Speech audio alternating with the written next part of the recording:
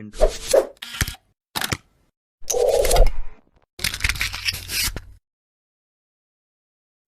अस्सलाम वालेकुम नाज़रीन मोहतरम, आज आपकी खिदमत में गाली देने की मज़म्मत और उसके जो नुकसानात हैं उसको बयान करना है। गाली किसे कहते हैं? तो जो बयान किया जाता है किताबों में, गाली हद से बढ़ जाने को कहते हैं। यानी जब इंसान अपनी बुराई में हद से बढ़ जाता है तो उस वक्त किसी को गाली देता है। गाली यानी बुरे अल्फाज का इस्तेमाल करना, गाली यानी बेहुदा बात करना, गाली यानी जबान दराजी करना, इसको गाली के लिए इस्तेमाल किया जाता है। गाली की तारीफ में इसको बयान किया जाता है। और फिर फरमाया कि गाली की अक़साम दो हैं। एक मर्तबा गाली जो है इंसान संजीदा हालत में किसी को देता है, किसी को तकलीफ देने के लिए, किसी को दिल दुखाने के लिए गाली दी जाती है। और दूसरी मर्तबा ये गाली शोखी की वजह से होती है, मजाक की वजह से होती है। इंसान किसी का दिल नहीं दुखाना चाहता बल्कि मजाक करने के लिए गाली का इस्तेमाल करता है। और ये जो गाली है इसका इस्लाम में बहुत सख्ती से मना किया गया है कि तुम गाली न दो, न संजीदगी में दो और ना ही शौखी मजाक में दो। इमाम मोहम्मद बाक़िर अलैहिस्सलाम इरशाद फरमाते हैं कि अल्लाह ताला गाली देने वाले को अपना दुश्मन समझता है। और इसी तरह का मफ़हूम हज़रत मोहम्मद मुस्तफ़ा सल्लल्लाहु अलैहि वसल्लम ने इरशाद फरमाया कि गाली देने से परहेज करो, क्योंकि अल्लाह ताला गाली देने वालों को दोस्त नहीं रखता। और इसी तरह जो गाली देने का नुकसान होता है, जो असर होता है, उस वजह से हजरत मोहम्मद मुस्तफ़ा सल्लल्लाहु अलैहि वसल्लम ने इरशाद फरमाया कि अल जन्नतु हरामुन अला कुल्लि फाहिशिन अन यदखुलहा। गाली देने वाले पर हराम है कि वो जन्नत में दाखिल हो। अल्लाह ताला ने बहिश्त को हराम करार दिया है गाली देने वाले पर, क्योंकि ये गाली देना बहुत ज्यादा बुरे असरात रखता है। दूसरे इंसान का दिल दुखाता है, दूसरे इंसान की तौहीन का सबब बनता है। मैं इसके जो असरात हैं उसको बयान करता हूं आपकी खिदमत में। तो इसी तरह जो असबाब हैं गाली देने के वो क्या हैं? तो इसके तीन सबब हैं। या इंसान किसी को गाली देता है गुस्से की बिना पर, और दूसरा सबब इसका यह है कि इंसान शौखी की बिना पर किसी को गाली देता है, और तीसरा सबब गाली देने का इंसान की आदत है। इंसान ने अपनी जुबान को गाली देने का आदी बना लिया है। तो इसका जो असर है इस दुनिया में, सबसे पहला इसका असर ये है कि ये गाली देना सबब बनता है दूसरे शख्स को भी गाली देने के।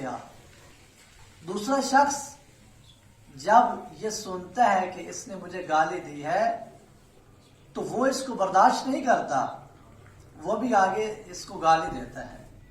तो ये किसी दूसरे इंसान को मजबूर करता है कि वो भी गाली दे। कुरान मजीद में अल्लाह ताला ने इरशाद फरमाया कि तुम जो दुश्मन हैं, जो कुफ्फार हैं, जो मुशरिक हैं, उनके खुदाओं को बुरा भला ना कहो, क्योंकि इसके मुकाबले में वो तुम्हारे खुदाओं को भी बुरा भला कहेंगे। और इसी तरह जो दूसरा इसका नुकसान है गाली देने का, वो दुश्मनी का बायस बनता है। हजरत मोहम्मद मुस्तफ़ा सल्लल्लाहु अलैहि वसल्लम ने इरशाद फरमाया कि तुम کسی کو گالی نہ دو تاکہ وہ تمہارا دشمن نہ بنے۔ تیسرا جو اس کا نقصان ہے وہ ہے منافق ہونا۔ حضرت محمد مصطفیٰ صلی اللہ علیہ وآلہ وسلم امام علی علیہ السلام کو ارشاد فرماتے ہیں کہ بدترین لوگ وہ ہیں کہ جس کی وجہ سے لوگ محفوظ نہیں ہیں اس کی زبان سے، اور فرمایا کہ یہ لوگ اس کا اس وجہ سے احترام کرتے ہیں تاکہ وہ اس کے شر سے، اس کے نقصان سے بچ سکیں۔ تو لوگ اس شخص کی عزت نہیں کرتے بلکہ منافقت کا اظہار کرتے ہیں، اس کے ڈر کی وجہ سے جو ان کے دل میں ہوتا ہے وہ اس کا زبان پر اظہار نہیں کرتے۔ اسی طرح چوتھا جو نقصان ہے وہ انسان کے رزق سے برکت ختم ہو جاتی ہے۔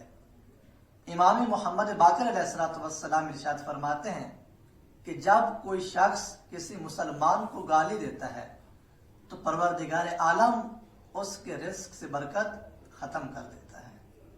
پانچواں جو اس کا نقصان ہے وہ انسان گالی دینے کے سبب سے فاسق ہو جاتا ہے، اور حضرت محمد مصطفیٰ صلی اللہ علیہ وآلہ وسلم نے ارشاد فرمایا کہ گالی دینا فسق ہونے کا سبب بنتا ہے۔ گالی دینے سے انسان کی عدالت ختم ہو جاتی ہے۔ اور اس کا جو چھٹا نقصان ہے وہ یہ ہے کہ انسان کی دعائیں قبول نہیں ہوتی۔ امام جعفر صادق علیہ السلام سے روایت ہے کہ ایک شخص 3 سال سے اللہ سے دعا کر رہا تھا کہ پروردگارہ مجھے اولاد عطا فرما۔ 3 سال کے بعد جب اس کو اللہ نے اولاد نہ دی تو وہ شکوہ کیا اس نے اللہ تعالیٰ سے کہ پروردگارہ تو مجھے کیوں اولاد نہیں دے رہا؟ کیا تو میری دعا کو سن نہیں رہا؟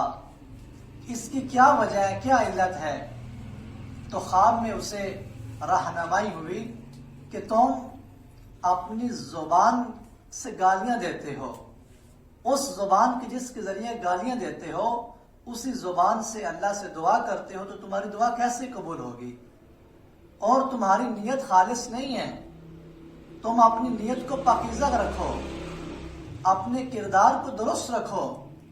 تو اس نے اپنے اندر تبدیلی پیدا کی، اپنی زبان کو کہ جو پہلے گالیوں کی عادی بن چکی تھی اس نے اپنی زبان کی اصلاح کی، اپنے دل کو خالص کیا، اپنے کردار کو درست کیا۔ تو اس کے بعد جب اس نے اللہ سے دعا مانگی تو پروردگار عالم نے اسے اولاد عطا فرمائی۔ تو خداوند کریم ہم سب کو اس گالی سے بچنے کی توفیق عطا فرمائے تاکہ ہم اس دنیا میں بھی عزت حاصل کریں، اس دنیا میں بھی اپنے مال میں، اپنے رزق میں برکت اللہ تعالیٰ عطا فرمائے، اور آخرت میں بھی یہ گالی سے بچ کر ہم بہشت میں جا سکیں۔ کیونکہ جو شخص گالی دیتا ہے تو پاک پیغمبر صلی اللہ علیہ وآلہ وسلم نے ارشاد فرمایا کہ یہ جنت سے محروم ہونے کا سبب بنتا ہے۔ والسلام علیکم ورحمۃ اللہ وبرکاتہ۔